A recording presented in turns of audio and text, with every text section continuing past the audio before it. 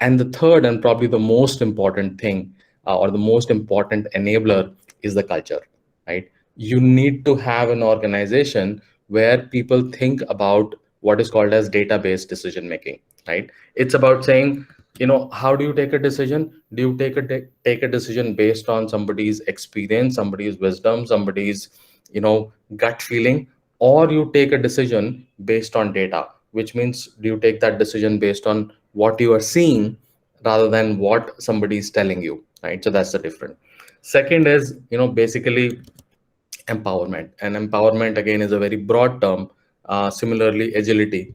But basically, these two terms essentially mean that, are you empowering your organization to take decisions based on data, right? So in a way, saying that, if a sales manager in a territory finds that sales is dipping, he or she has access to data of that sales territory, can analyze that data at the same time, right? So basically, that's the first point: database decision making, right? So they are using that data to analyze the situation, right?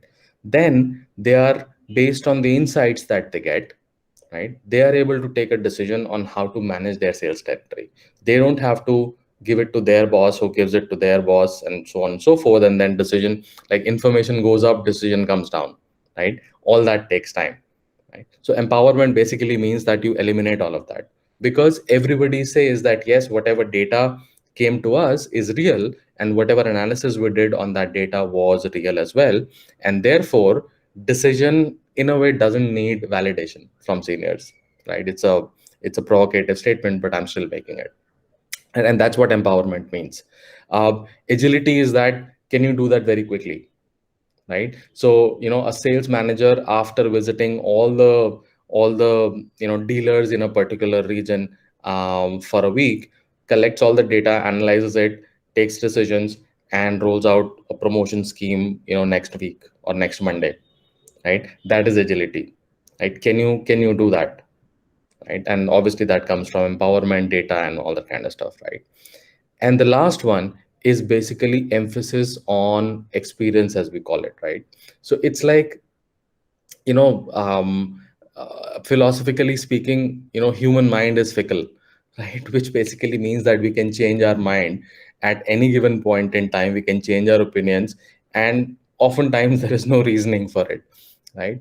But what remains with us is the experience, right? So, for example, if I buy Adidas shoes for running, then there is a certain experience that Adidas is providing me, right?